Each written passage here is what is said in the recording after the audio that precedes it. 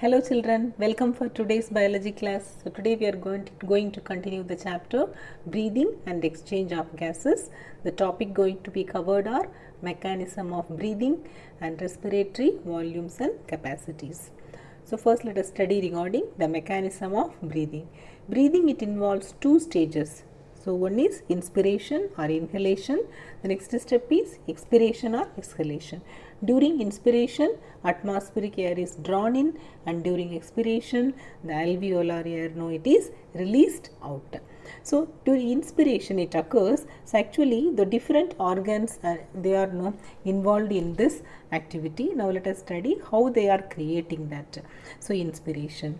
So during inspiration, so the atmospheric pressure.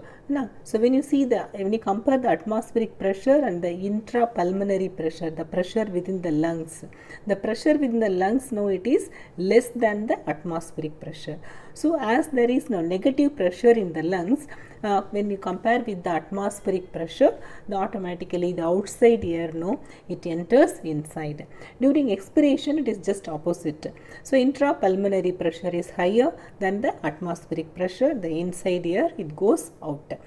So here the diaphragm, it is the specialized structure.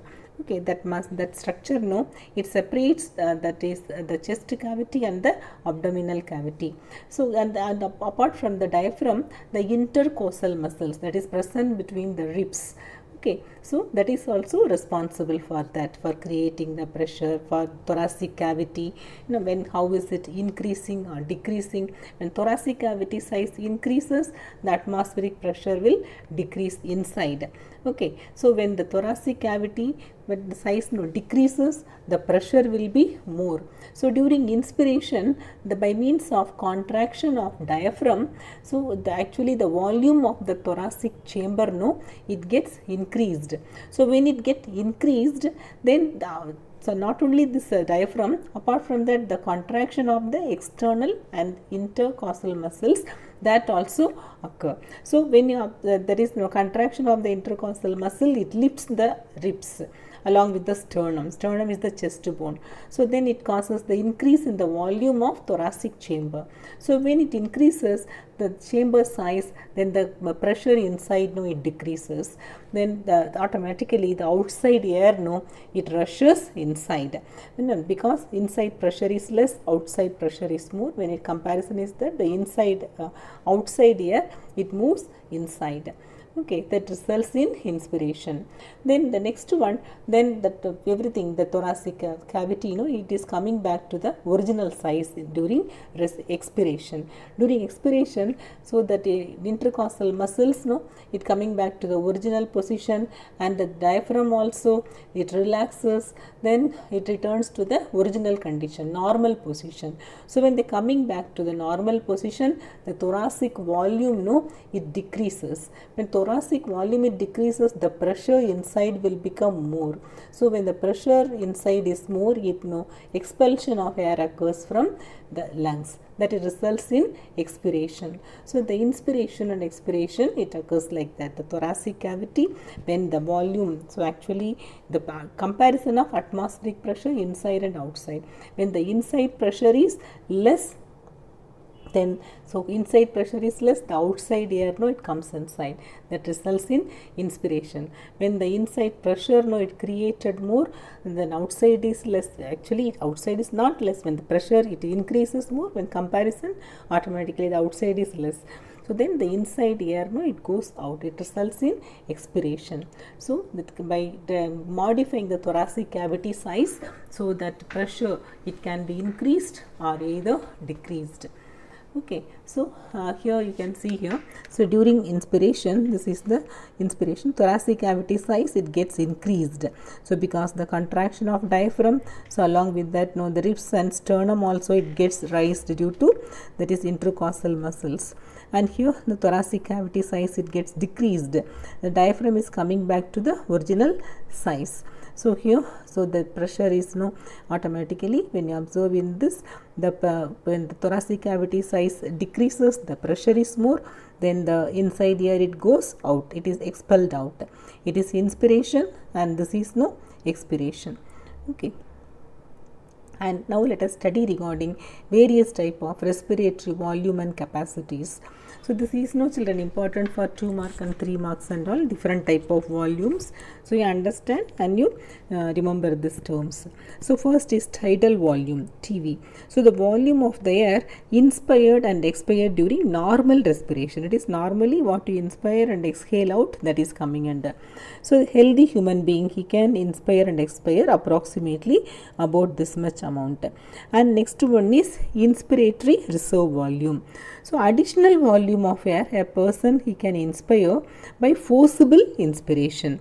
So that you call that as inspiratory reserve volume. Next is expiratory reserve volume. So additional volume of air a person he can expire by forcible expiration. This is forcible inspiration, it is forcible expiration. That you call that as expiratory reserve volume. Next is residual volume. So even though you are after forcible expiration you are sending out all the air from out, but still some amount will remain inside. That you call that as residual volume. Inspiratory capacity, the total volume of air a person he can inspire after normal expiration. That you call that as inspiratory capacity. So it includes tidal volume, inspiratory reserve volume. And next is expiratory capacity. It is total volume of air a person he can expire after normal inspiration. Okay, that is coming under functional residual capacity. It is the volume of air that will remain in the lungs after normal expiration. It includes ERV and RV. Vital capacity, it is the maximum volume of air a person can breathe in after a forced expiration. It includes ERV, TV and IRV. Okay, and next is total lung capacity. Total lung capacity, it is the total volume of air accommodated in the lungs at the end of a forced inspiration. So here when you observe this all things the lung capacity, it vary from person to person. It remains upon the how much the person is healthy. The healthy person, he has more lung capacity comparing to unhealthy, and the smokers, they will have less lung capacity comparing to non-smoker. Means non-smokers, they will be having more lung capacity, and the athletes and almost sports persons, they will be having more lung capacity. And according to when you observe that age, okay, the aged people will have less lung capacity, and young people, they will be having more lung capacity. Men and women, if we compare, so men will be having more lung capacity comparing to females. Okay, like that it vary from person to person according to age, sex, and according to the healthy of the how much healthy the person is.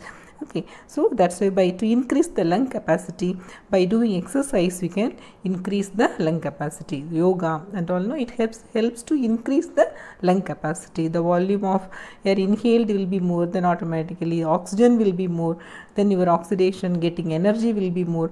So you practice good exercise, children, to increase your lung capacity. Okay, the remaining thing we'll study in the next class. Thank you.